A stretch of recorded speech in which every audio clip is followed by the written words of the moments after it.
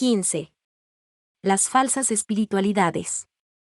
La última característica de hombre actual que vamos a considerar es su apertura a las pseudoespiritualidades y religiones esotéricas.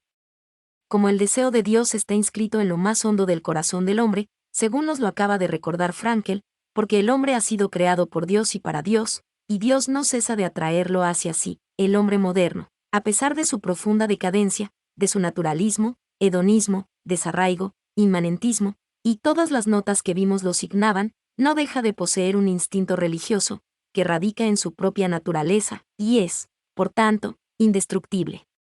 Cuando no lo vuelca en el Dios verdadero, no puede menos que fabricarse dioses propios, ídolos, en quienes busca saciar su anhelo de trascendencia. En lugar de la verdadera religión, el hombre moderno ha puesto sus ojos en las llamadas religiones orientales. Sucede algo parecido a lo que aconteció cuando el Imperio Romano entró en decadencia. Por aquel entonces, los romanos más religiosos, no encontrando ya satisfacción en los cultos oficiales, fríos y burocráticos, se volcaron a las religiones orientales, que no solo se mostraban más vitales, sino que prometían la salvación mediante diversos y progresivos grados iniciáticos. Así muchos abrazaron el culto de Ilusis, de Bacó, y especialmente de Mitra. Este último culto se difundió en tal grado por todo el imperio que, como se ha dicho, si no fuese por el cristianismo, hoy seríamos todos mitríacos. En nuestros tiempos sucede algo semejante. El hombre moderno, a pesar de haber abandonado el diálogo con Dios, para abocarse al fútil monólogo del racionalismo, del laicismo, del agnosticismo, hasta llegar a ese hastío y abatimiento metafísicos de que nos hablaba Frankl, no puede extinguir del todo su sed de trascendencia. Como frecuentemente no encuentra en la Iglesia la espiritualidad que quizás lo atraería, se vuelve, al mundo oriental, más mistérico y convocante. Surge así un crisol de alternativas pseudo-espirituales, mezclas de religión y filosofía, que amalgaman sincréticamente panteísmos orientales, hinduismo, taoísmo, con preocupaciones ecológicas, cristianismo, espiritismo, esoterismo, gnosticismo, magia, todo ello barnizado con una ciencia desquiciada. Es preciso señalar que estas religiones orientales llegan al occidente muy deformadas. Basta leer lo que sobre dicha exportación de religiones ha escrito René Guénon, quien al tiempo que manifestaba su admiración por algunas de ellas, considerándolas como expresiones auténticas de sociedades tradicionales, denunciaba su tergiversación y hasta comercialización en el occidente. Algo semejante ha hecho el Papa en su encíclica Fides et Ratio. Por lo demás, la Santa Sede ha advertido reiteradamente de un grave peligro de sincretismo para los cristianos. Se observa, también, un auge de supersticiones que van desde el culto a fetiches hasta la adivinación y la magia. La consulta a horóscopos, la astrología, entendida como un poder de los astros sobre la voluntad del hombre, la quiromancia, la predicción de suertes, el recurso a mediums, y tantas otras prácticas que todos conocemos, parecen ofrecerle al hombre vacío de hoy la sensación de cierta espiritualidad. La difusión de las sectas, por su parte, implica un grave desafío para la Iglesia. Se sabe que a través de ellas lo que se busca es destruir la homogeneidad de nuestros pueblos iberoamericanos, rompiendo sobre todo su unidad religiosa. La lucha contra la Iglesia parece pertenecer a la esencia misma de tales grupos. El peligro que representan consiste principalmente en el ofrecimiento de una pseudo-espiritualidad que ha logrado hacer defeccionar, no pocas veces, a algunos católicos despistados. Podríamos agregar la adicción a las drogas, a que ya hemos aludido. Si tantos jóvenes las adoptan no es solo porque están de moda, sino también porque se quiere vivir intensamente, e incluso como una forma de rebelión contra la sociedad actual. Su moral se interpreta como hipocresía, la felicidad que propone como autoengaño, y su vida como un puro tener y acumular. Trataríase, así, de una reacción, si bien equivocada, contra el vacío espiritual de nuestro tiempo, contra la desaparición del misterio, un deseo de viaje, una forma pervertida de mística en el seno de un mundo materialista, hedonista y consumista. Es, a la postre, una pseudo-reacción, una mística de la nada, la llama Rojas. La pseudo-religión más sintomática de nuestro tiempo es, a nuestro juicio, la New Age. Por su peculiar relación con el tema que nos ocupa, la expondremos con mayor detenimiento. ¿Por qué su adeptos hablan de una nueva era? Porque, según dicen, nos encontramos en la etapa final de un ciclo astronómico y vamos a entrar en un nuevo ciclo. El Sol, de hecho, está pasando de un signo del zodiaco Piscis a otro o Acuario. Según los astrólogos, siempre que el Sol cambia de signo, suceden cambios radicales en el desarrollo de la civilización, principalmente en el ámbito religioso. Apunta, pues, una era nueva, bajo el signo de la abundancia. La edad de los peces se distinguía por el fanatismo, la ignorancia, el dolor, la división y el escepticismo. Ahora viene la edad acuariana que implica fraternidad, conocimiento, nueva visión de lo trascendente. Desaparecerá el cristianismo, y se implantará una nueva religión a escala mundial. Será una vuelta a la Edad de Oro. El movimiento de la New Age apareció a comienzos de los 70 en California. A su nacimiento contribuyó el malestar de la sociedad en su conjunto y de los individuos en particular, generando el oscuro deseo del fin de dicho mundo y el anhelo de un mundo diferente y mejor. Más particularmente influyeron el desencanto producido por los peligros que hizo posible el progreso de la técnica, el sentimiento de que la religión que ofrecían las iglesias cristianas era algo formalístico, carente de interioridad e impulso místico, y finalmente a que uno atractivo de la religiosidad oriental a que acabamos de referirnos. Recordemos que fue precisamente en la década del 70 cuando algunos maestros espirituales de tradición hindú y budista emigraron de la India y Japón a California. Fueron los años de la cultura hippie, del uso de productos psicodélicos para acceder al subconsciente y al supraconsciente, del feminismo, del pacifismo. Conforme a secretas instrucciones, el movimiento debía permanecer oculto hasta 1975. A partir de esa fecha, las ideas de la nueva era serían dadas a conocer y propagadas a nivel mundial por todos los medios disponibles. La New Age es un cóctel ideológico, una pseudo-religión con sus escrituras sagradas, centros espirituales y oraciones litúrgicas. El movimiento propaga por todo el mundo que el hombre ha creado a Dios a su propia imagen, y que ha llegado el momento de que él mismo se reconozca como Dios. ¿Cuál es, más concretamente, el contenido doctrinal de este movimiento?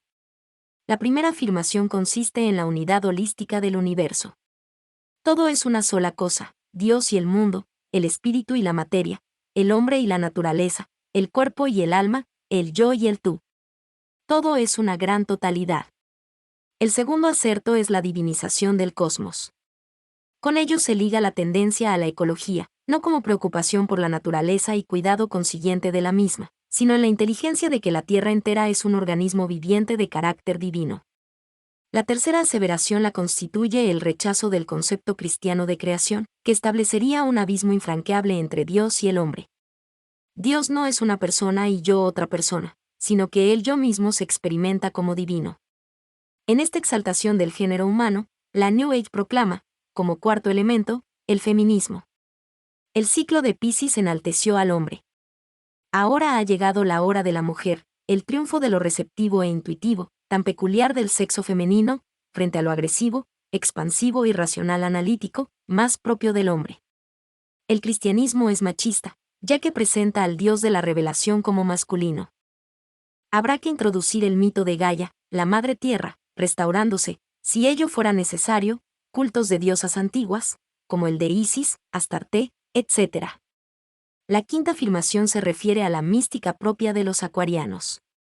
Será preciso liberar todo el potencial encerrado en la mente humana, sobre todo sus elementos más femeninos, los instintos, las fantasías y las intuiciones, con la ayuda de determinadas psicotécnicas, como la hipnosis, el yoga, e incluso las drogas, por ejemplo el LSD, que al ayudar a la apertura espiritual constituirán como un primer paso en el proceso de iniciación. El sexto acerto es la teoría de la evolución. Todo ser existente comienza a existir en un nivel muy bajo, por ejemplo como piedra, para ir ascendiendo, en el transcurso de millones de años, mediante múltiples reencarnaciones, por los reinos vegetal y animal hasta llegar al ámbito de lo humano. De allí el hombre seguirá elevándose hacia lo divino. Este último paso, que trasciende lo sensorial y lo racional, se manifestará en experiencias místicas, éxtasis, vivencias parapsicológicas, etc. En la cumbre, el hombre se perderá en la unidad cósmica, experimentando que no es sino una chispa de la conciencia absoluta. Se ha señalado en este proceso la influencia del budismo. Gautama Buda fue un hombre que se realizó de manera perfecta, con su propio esfuerzo, llegando así al ámbito de lo divino. La humanidad no tiene ya necesidad de una salvación que provenga de lo alto, no necesita ser redimida por Dios, sino que se autorredime. Hemos dicho que en eso consistía el naturalismo. La New Age insiste en el papel del conocimiento para llegar a la cumbre.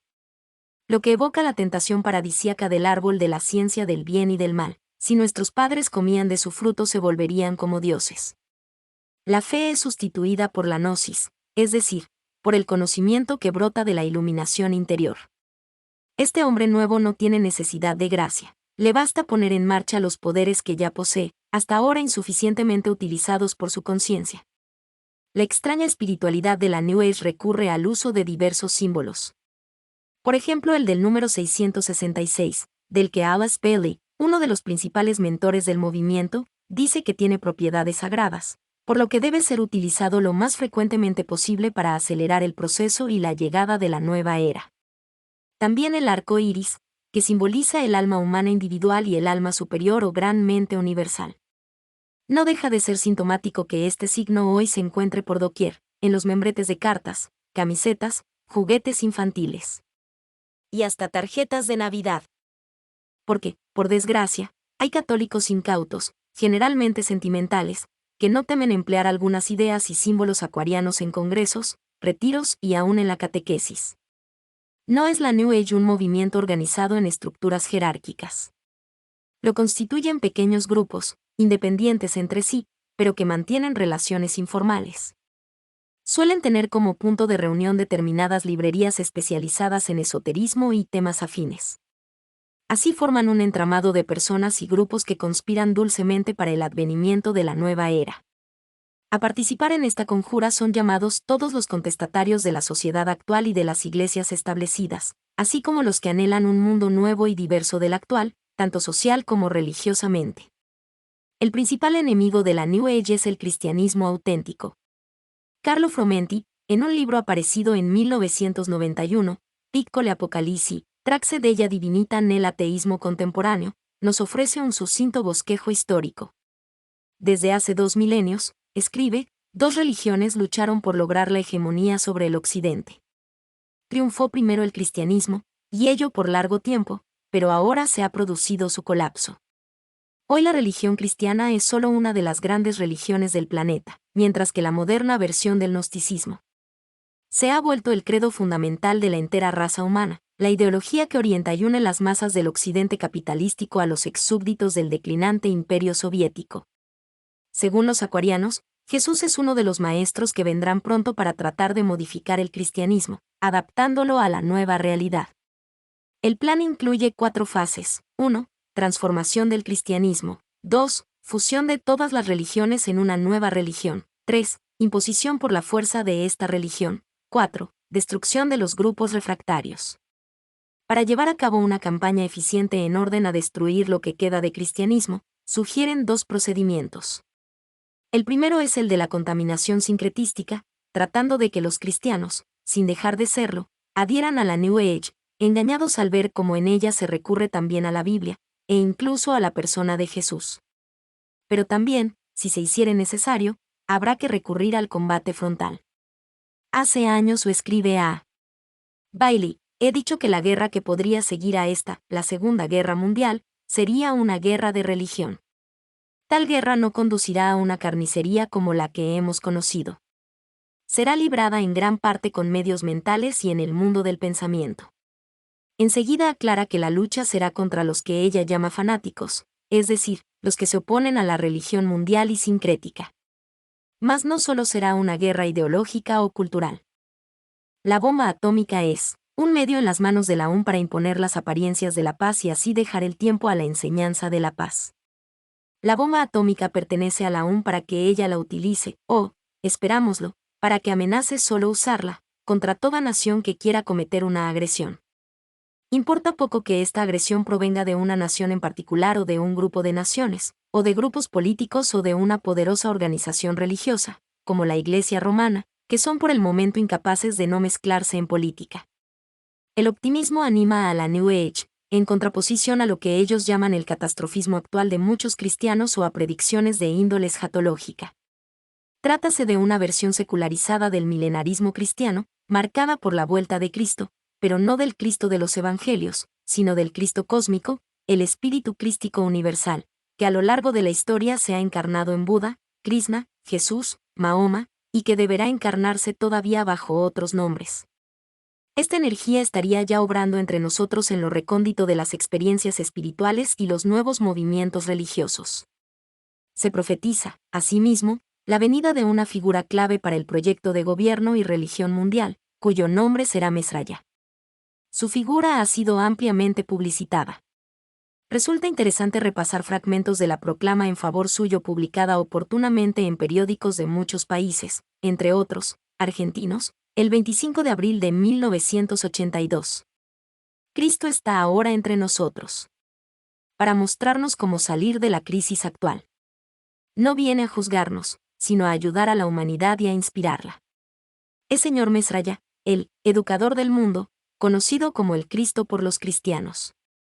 Y así como los cristianos anticipan la segunda venida, los judíos esperan al Mesías, los budistas el quinto Buda, los musulmanes el Imán Mahdi, y los hindúes a Krishna. No son sino distintos nombres dados a una sola persona. Con su ayuda construiremos un nuevo mundo. Los jerarcas de la era de Acuario anuncian que ella deberá ser inaugurada oficialmente por Mesraya, quien intentará imponer la nueva religión mundial en forma obligatoria. A todos los que se rehúsen a aceptarlo les espera la espada de la escisión. Es verdad que los seguidores de la nueva era hablan de libertad religiosa, pero están dispuestos a hacerla efectiva solo para un cristianismo adulterado, dispuesto a aliarse con el poder triunfante. Preferentemente recurrirán a métodos persuasivos, procurando engañar a los cristianos mediante una nueva visión del mundo mucho más sutil y seductora que cualquier otra que se haya conocido jamás. ¿Será resultado de ello la gran apostasía que anuncia el Apocalipsis? Para el Dr. Hunt, matemático de la Universidad de California, profesor y dirigente empresario, la NU. Ella es un satanismo encubierto. David Spangler, por su parte, destacado director de la Findhorn Foundation de Escocia, en un libro de su autoría llamado Reflexiones sobre Cristo escribió: Lucifer actúa en cada uno de nosotros para introducirnos en un estado de perfección, para llevarnos al todo y, como entramos en una nueva edad, que es la edad del todo, en cierta manera cada uno de nosotros es llamado al punto que yo llamo la iniciación luciferiana, la puerta especial por la que todo individuo debe pasar para llegar plenamente a la presencia de su luz y de su perfección. Lucifer viene para darnos el regalo final de la totalidad. Si lo aceptamos, Él es libre y nosotros somos libres. Es la iniciación luciferiana.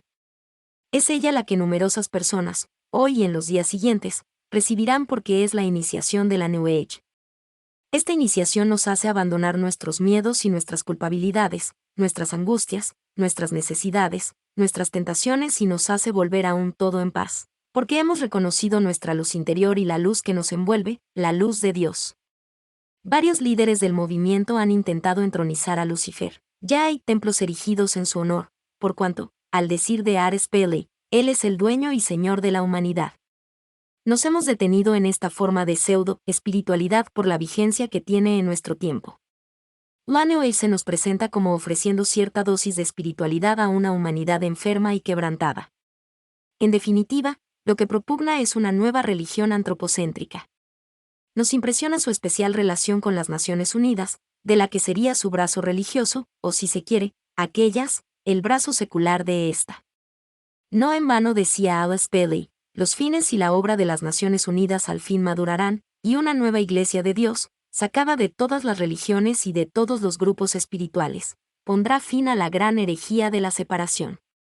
He ahí el proyecto del pseudoecumenismo, la unión no en Cristo sino en el hombre endiosado. Por eso no hay que extrañarse del acercamiento advertible entre la nueva era y prestigiosas organizaciones internacionales, no solo las Naciones Unidas, sino también la UNESCO, el Consejo Mundial de las Iglesias, el Club de Roma, la Fundación Rockefeller, la Fundación Ford, la francmasonería, etc. Dom Gerard Calvet, abad del monasterio benedictino de Le Barrox, en Francia, piensa que los planes de la New Age tienen no poco que ver con el proyecto del nuevo orden mundial. Aquella sería la religión de este nuevo orden, una religión fabricada por los hombres en un laboratorio químico, con trozos de Cristo, de Mahoma, de Buda, de espiritismo, etc. Según Dom Gerard, El nuevo orden mundial y la New Age podrían corresponder a las dos bestias del Apocalipsis, la primera, en el ámbito político, y la segunda, en el círculo de una falsa religión, sustitutiva del cristianismo.